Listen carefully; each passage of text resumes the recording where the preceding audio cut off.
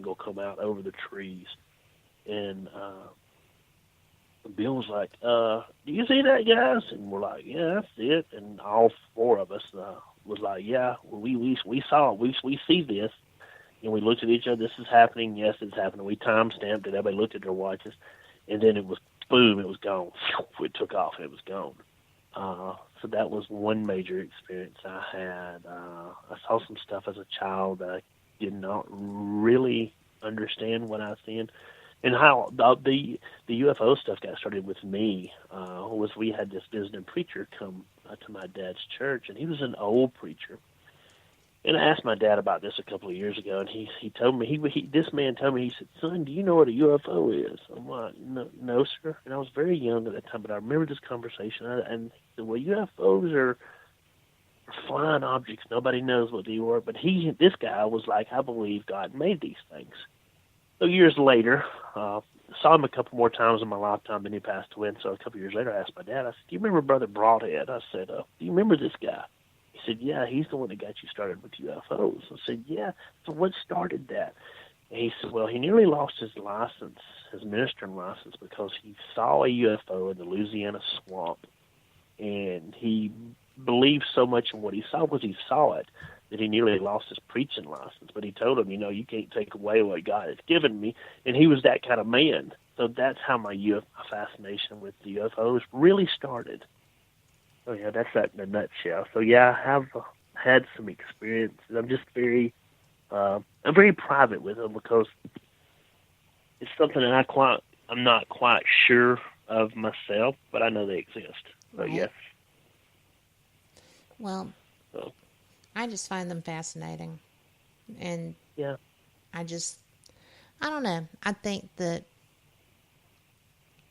I believe in speak with ghosts, right? Oh, yeah. Yeah. So you kind of have to roll with that. Yeah. And I know you know my background, and we're not going to talk about my background. Right. But 2018, and I will say this, if I'm wrong, I'll eat my shoe, is the year of disclosure. That's all I'm going to say. It's already happening. Oh, you wait. You wait. I mean, it's gonna. But I love when people are comfortable enough with me that they tell me what they see, UFOs, ghosts, paranormal, because it all is intertwined. And the last couple of years with hunting Bigfoot and having a lot of my experiences in the woods, I've really read more than I've ever read before, and just about the paranormal. I had the opportunity of a lifetime a couple of months ago. I was contacted by one of the elders from the Cherokee National Forest and outside Gatlinburg in Cherokee, North Carolina, and he had wanted to talk to me about my experiences with the little people, which I've had several different experiences with them, and I actually got to talk with him for 3 hours. He was a big fan of the show, of my YouTube channel. He was 102 years old, and he told me some things that blew my mind from the Native American standpoint. And he also scared the crap out of me with some of the stuff excuse me. And that's their history with these things is astounding. Oh, yeah. And I actually have them sitting on a video right now that I don't know if I'm going to publish or not, where it's about the fourth or fifth time that I've heard the little voices calling out to me, Jonathon. And I'm in the woods. It's 10 a.m. in the woods. It's hot as hell out there. It's 93 degrees.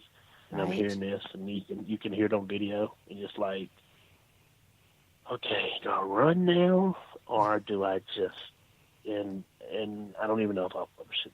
It freaked me out so bad. And it's connected with the little people. And I've had a lot of people tell me, well, you've got an attachment.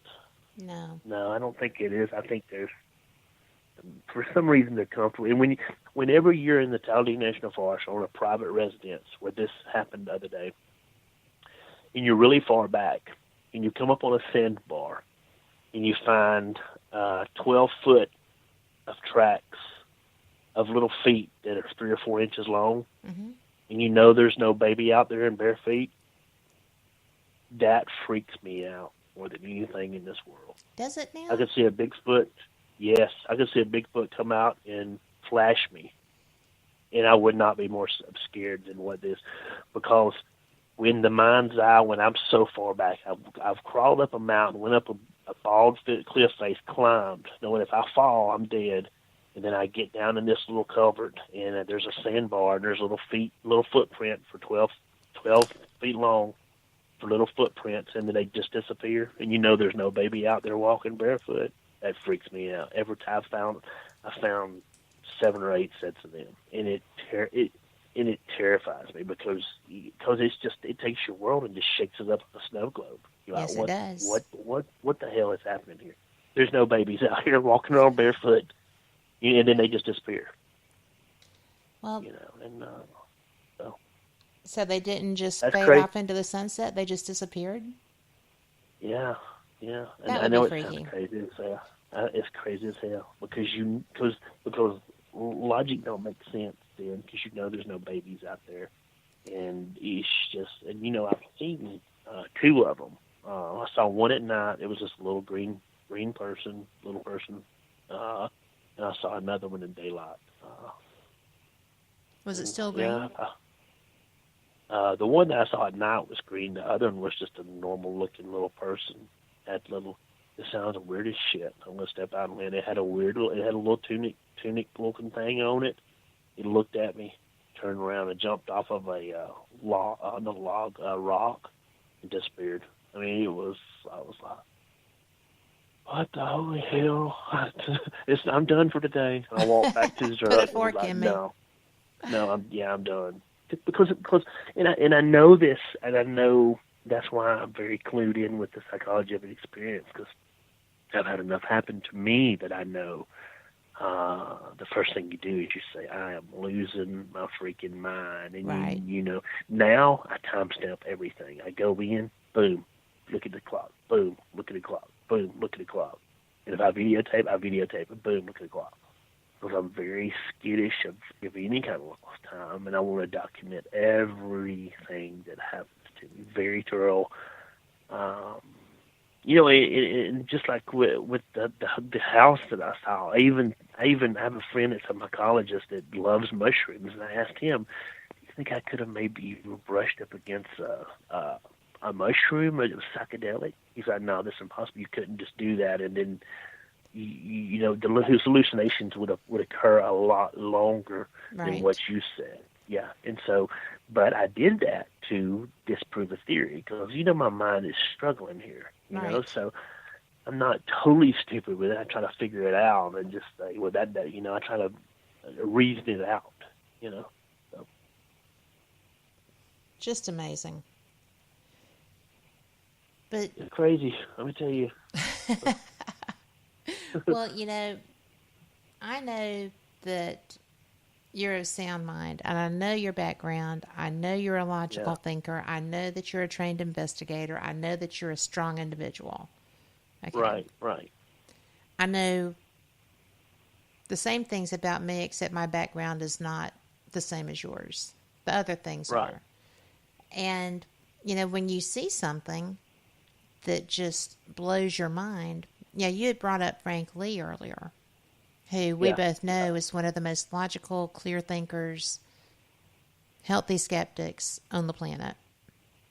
Yep. And when he experienced something, I've been with him when he experienced something that just trips him out. I trip him out a lot of times, and sorry, Frank.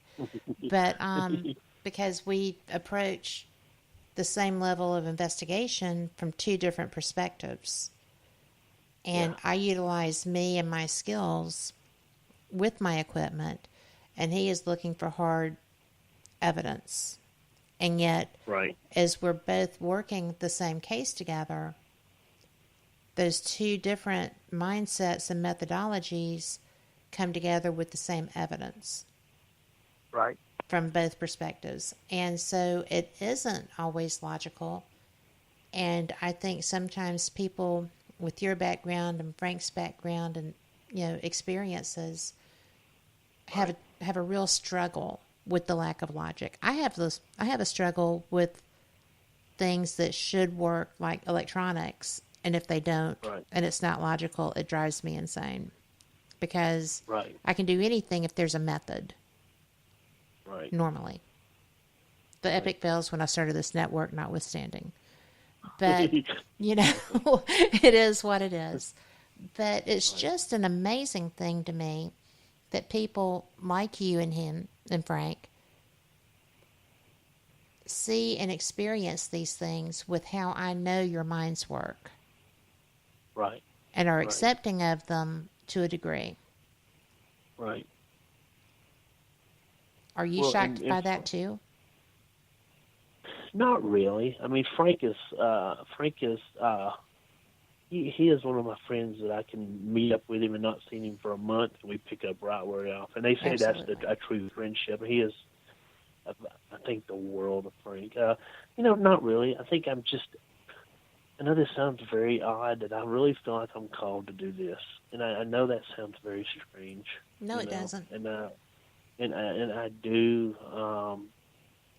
I just I'm very in tune with my instincts, and especially here lately. I've lost like 38 pounds, and I've been trying to really get in tune with my body. It's just, I mean, there's been times I've been in the woods and it's been daylight, 1 o'clock, and just feel a cold spot, and you feel something just so freaking evil, and Oh, I it's hate like that. you sense it, and it's just like, if this thing could embody it, I feel like it would attack me, and then it's gone, and that's why I wonder a lot about, in the ancient Hebrew and Greek, it talked about when Jesus was in the wilderness, that he fought, it talks about he fought with things that were not of this earth. And a lot of times when I'm in the woods and I experience that, I think upon that scripture, and I think, that this has to be what this is. I do know. So, I don't know. Maybe I just, and I'm very open with what I talk about. I put myself out there a lot to talk about stuff. And a lot of the well-known Bigfoot investigators on the West Coast, I've got a good friendship with them because they tell me, you'll talk about it when nobody else does. And I'm like, well, yeah, because why not? Right. I'm already crazy, so just it's just like with ghost hunters, with I think a lot of paranormal investigators see 90%. You don't hear but 90%. You just hear 10% of what they actually see. They probably experience a lot more. They just don't want to see it. And this is kind of the heyday for the Bigfoot and the paranormal stuff. I really feel that. You Oh, and I love people that's like, well, you can't prove it. Well, you can't disprove it. So that's right. whatever. It's my experience, and that's what it stays. You know? But you know what? We are going to have to take this break. Yes, ma'am. We will be right back. This is going to be about 2 minutes, and I hope you enjoy this.